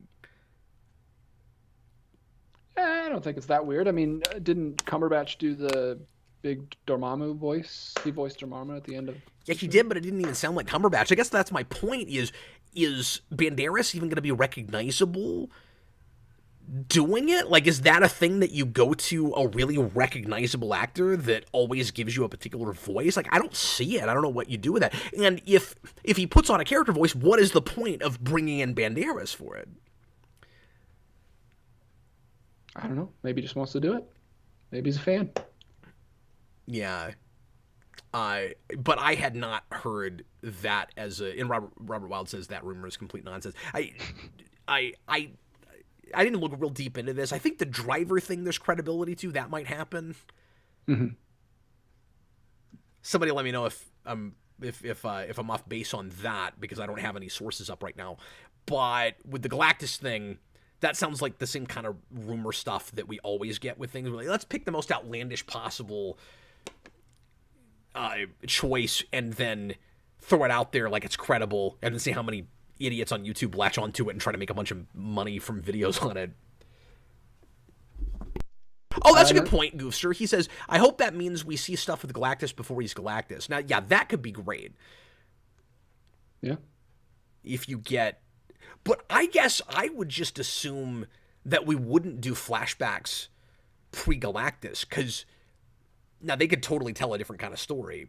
Of course, they could give him a different origin. But usually Galactus, like the man that becomes Galactus, it's like pre-formation of the universe. I don't know if they'll go that far. That'd be cool. It's just Antonio Banderas on a beach somewhere. And that does actually make me a little bit concerned that they could make him a little bit too close to Thanos in reinventing him. Mm-hmm. But I guess we'll see. Although, and some people might not agree with this, and I'm just thinking out loud. Maybe I'll hate this later the more I think, because I love Galactus, as you guys know. I'm open to doing a different origin with it. Potentially, if they wanted to do a Jor-El Zod thing, and Galactus was like best friends with Silver Surfer before he's Silver Surfer or something, like maybe I could get on board with that. But then you'd have a really young Galactus. Like, that's weird. He wouldn't really be... I don't know. I'm talking myself out of this pretty fast. Maybe I don't want that. Okay, moving right along. All right. Other parts of that same $10 super chat. Apologies. Go ahead. Thoughts on the other Batman shows on Amazon? The other Batman shows on Amazon? I don't know what we're talking about. What other Batman shows on Amazon? I don't know. I mean, we know Cape Crusader's Batman going there. Shows moved to Amazon? Yeah, I'm sorry. You're going to have to clarify that because I don't know if you're talking about new stuff that I'm not thinking of, or yeah, I don't know what that means. And then last part of it is Hemsworth as Optimus just feels wrong. Yeah, no, I don't like that either. So I heard about that today. There's a new animated Transformers show that's supposed to be a real early origin thing. I think it's called Transformers 1, and it's got a real typical star-studded cast list like an Illumination film, and the only thing I thought sounded kind of cool in it is Fishburne. I forget who he's playing, but they are going to have Fishburne in that. I'm not a big Transformers guy, so I don't know the characters super well, but yeah, I don't even see Chris Hemsworth as Optimus. I don't really get that, and I don't know if he'll attempt to do something sort of like a Peter Cullen or if he'll just be Hemsworth. It's like, this is what he sounds like now. I don't know. I forget the rest of that cast list. I'd have to pull it up. But anyway. All right. Bob the Hun. I will do that while you're bringing up other stuff, and I can comment on this real quick. Sure. Bob the Hun just said, Cap works in the basement. He doesn't live there. Exactly. Well, I mean, I do other things in the basement. You know, I play board games down here, and I have an arcade and stuff. So, I mean, I play in the basement some too, but again, I can go to other parts of the house. And then Bob the Hun also puts another $2 in and says, $2, Steve Baxi hacked Geekvolution for revenge. Nope. He's not in Russia. He's not in Russia. No. Silly and he wouldn't goose. do that. No. Mutale 35. I'm a terrible judge of character. If anybody I've ever worked with on the channel would actually do that. Well, hey, we're still out in Austin. I want to read. Well, yeah, but he wouldn't do that. If he did, it would just be for a gag, and then he'd try to give it back. And then what would happen is... Which is kind of what the Russian guy did, because he didn't change anything on the channel. He just changed your password. And that's all he did. That's true. Okay, so... Hemsworth... Oh, that's right. Scarlett Johansson is in it. Keegan-Michael Key is in it. John Hamm is in it as Sentinel Prime. I don't actually hate that. And Alpha Trion is Fishburne. I forgot that's who that was. I liked that choice a lot for Alpha Trion. I will throw that out there. But can I just back up for a second and say just the premise of this project I can't get excited about? Because, and again, I'm not a big Transformers guy, but I watched all 3 seasons of the Transformers show. I can't think of the name of that right now. The origin thing that they did on Netflix that was kind of a pseudo anime, and it was hit and miss, but overall I really liked it, particularly that first season. And it's so weird that the very next thing they're going to do is another origin thing, going back to all that. Although, I guess this would be even before Fall of Cybertron. Maybe that's the whole point of it.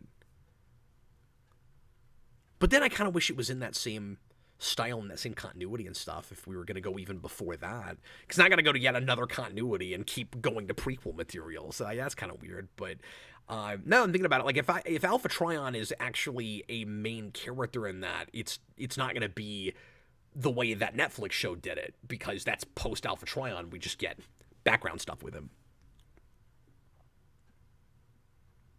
Yeah, that's right. I know something about Transformers. You lost me. That's the goal. Usually, if DJ has no idea what I'm talking about, then I'm on point. You've done your job. War for Cybertron, that's what it's called. And I guess I was just thinking that. I was like, yeah, that's that War for Cybertron thing, but I don't know what it's called. Anyway. And It was really Chewbacca's- funny. Sorry, it was really funny when that came Yeah, out, and I reviewed the first season because, or was it the second season when I did that? Because I didn't realize that Austin was a big Transformers fan, and I wanted somebody to talk about that with me. And so I was just trying to think of anybody that might find it interesting. So I went to Kareem, and I was like, "Hey, Kareem, do you know anything about Transformers?" He was like, "No." I was like, you should watch the Cybertron show with me." And he was like, I "All remember right." that. So he reviewed it with me, and of course he did a great job. But then later on, I found out that Austin was a huge Transformers fan, and I was like, "Oh, I don't know why I didn't go to him." You just dropped Kareem like a ton of bricks. Get out of here. No, I actually reviewed the next season. I reviewed. I don't even know if I did the last one. I forget. But whatever the next season was, I did by myself because Kareem didn't really care anymore, and I just did that to be nice, Cap. and I don't remember what happened with Austin with that. But anyway, he just wasn't watching it. I don't think he would have had to catch up. I don't think he ever watched it. I forget. We got one more super chat here from Chewbacca's lover, and he wants to know: Thanks, is sir. the Rewind movie really going to be rated R?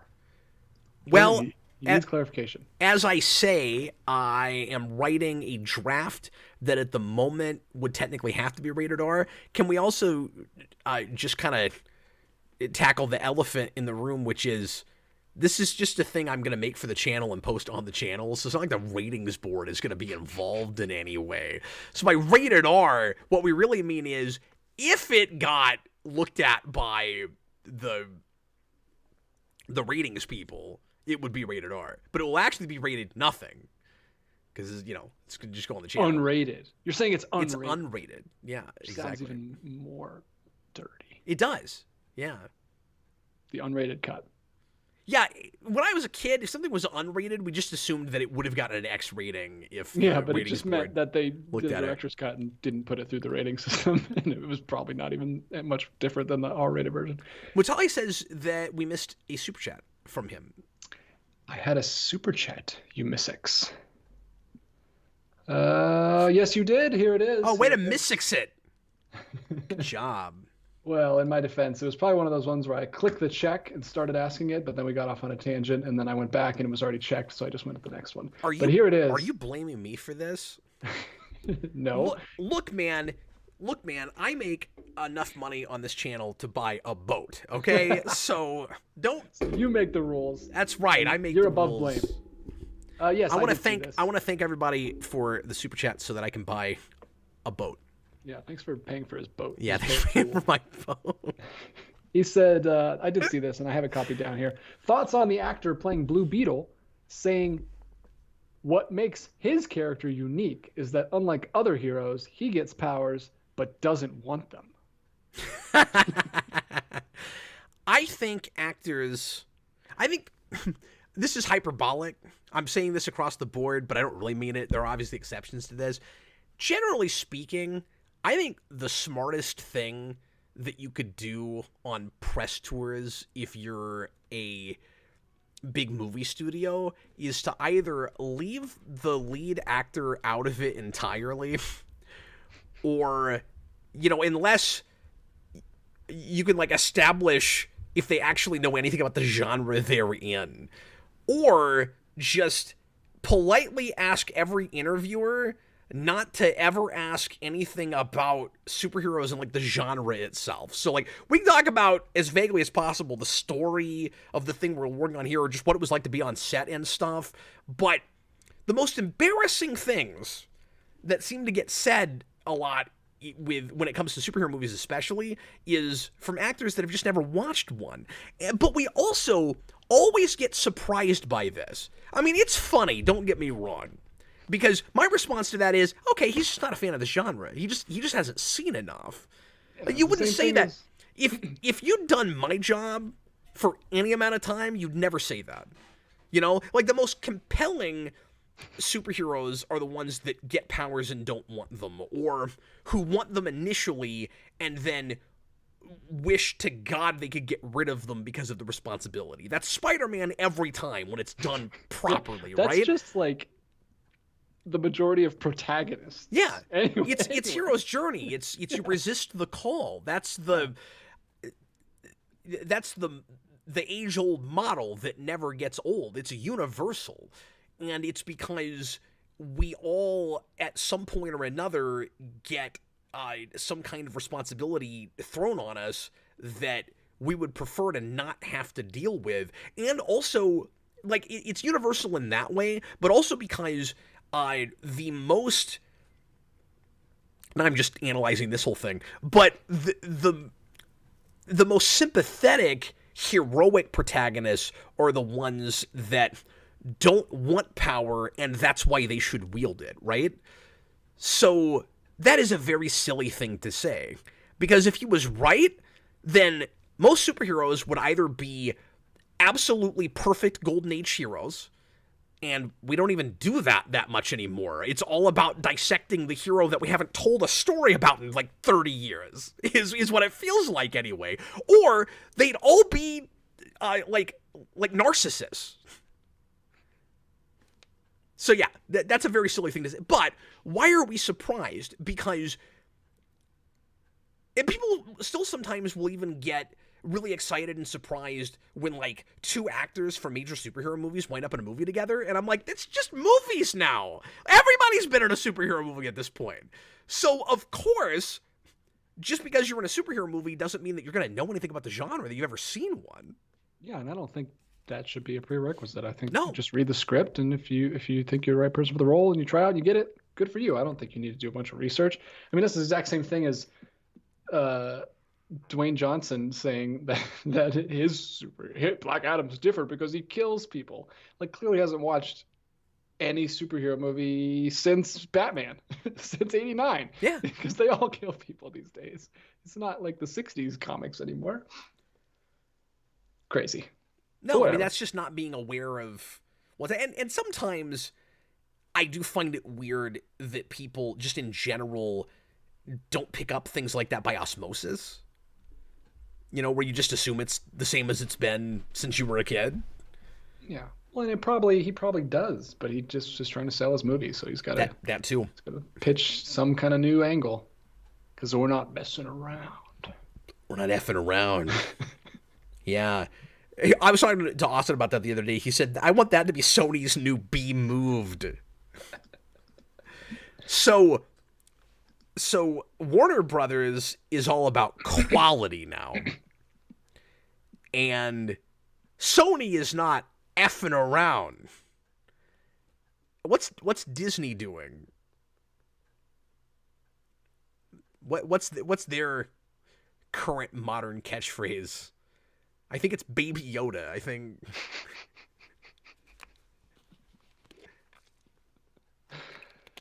That's it. That's all we got.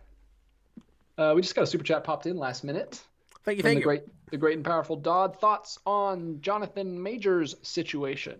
I don't have anything to add since the last time we talked about this, and I haven't had a lot of insights on this in general. I guess the interesting thing about this for me is just Marvel's had a lot of bad luck.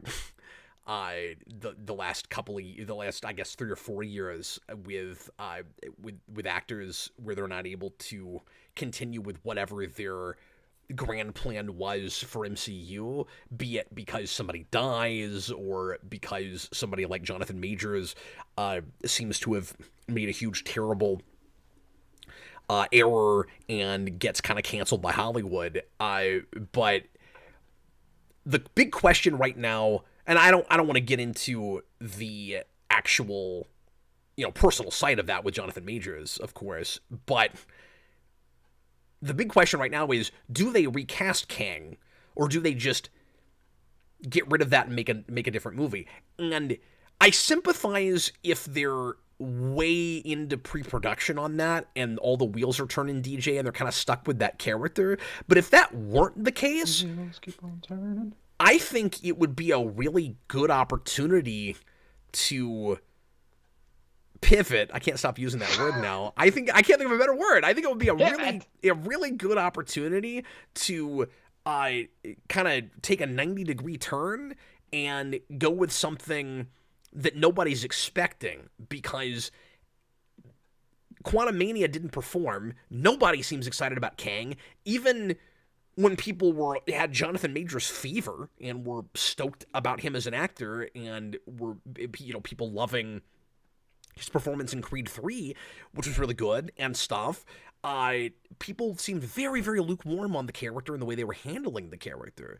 So if they could make an adjustment and have that Avengers movie, maybe put it off a year and make it not Kang Dynasty and make it something else entirely, I don't think even diehard Marvel fans would cry foul real hard on, oh, so now you're just not using Kang anymore, because a lot of us haven't been that impressed with their take on it anyway.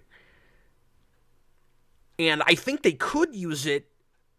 I don't know. I don't know if, what's the word I'm looking for? I don't know if it's actually practical for them at this point to do this. So not knowing where they are in the production and all of that, and what the exact situation is, DJ.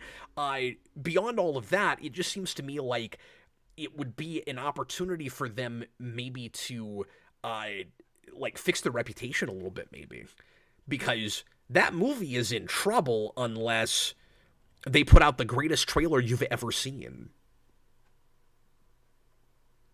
Yeah.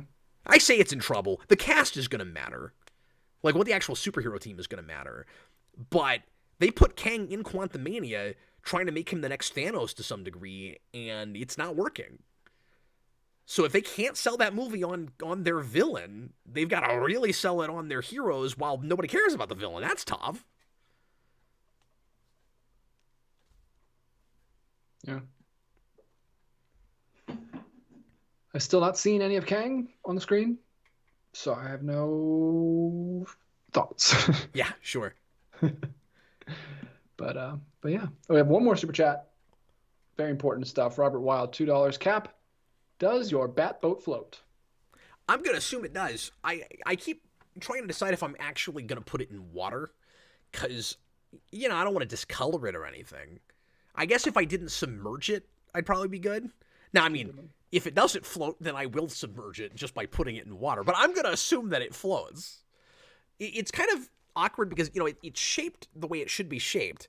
So when it didn't come with a stand or anything. And I think I might have given it a stand, given that it's got a divot in the bottom, and like a pointy bottom, sits in one side.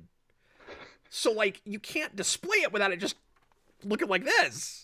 Well, you display it on the side when it comes up on land and just... Yeah. Well, on the beach. It would have been really cool. They probably would have charged an extra $7 or $8 for this, but it would have been really cool if it came with like a boat hitch, like a boat trailer. But then you can pull it on the Batmobile. Yeah, that'd be pretty freaking sweet. But I don't think we ever had a boat hitch for the Bat boat, so they would have to design one. That'd be weird. But yeah, it'd be the Bat boat hitch.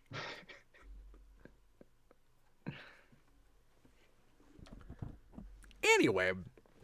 Well, DJ, is that going to do it for us tonight?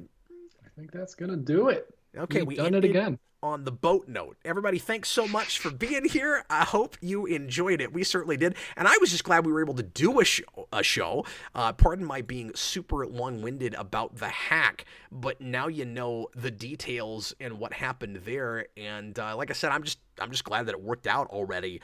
I kind of thought it was going to at least be the weekend.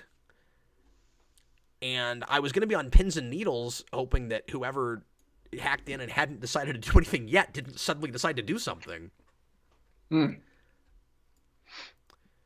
But well, I'm glad it all worked out. Once again, we're back at Dinosaur Story. I swear to God, my life is a sitcom, man.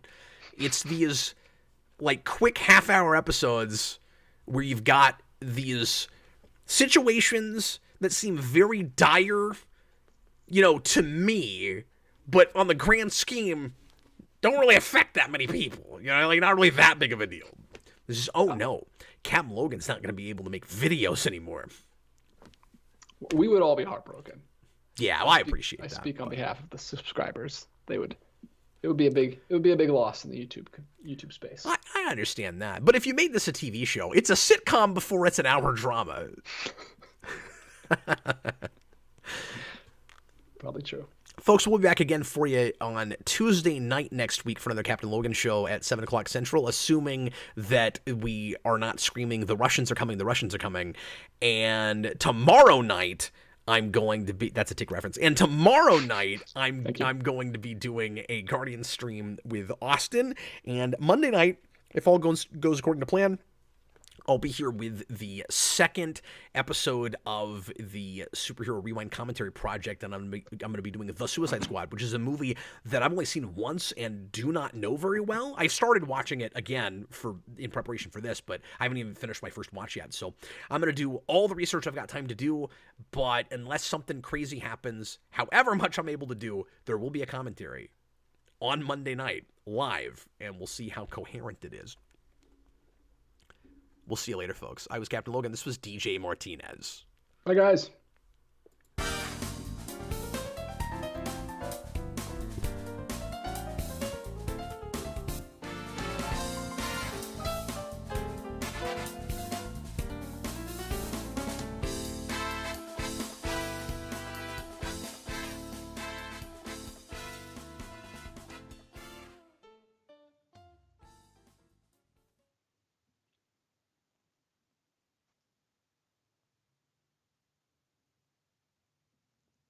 Catch Grace before she falls asleep. I got to talk to her before. Oh, tomorrow. yeah, no problem. Sorry, man.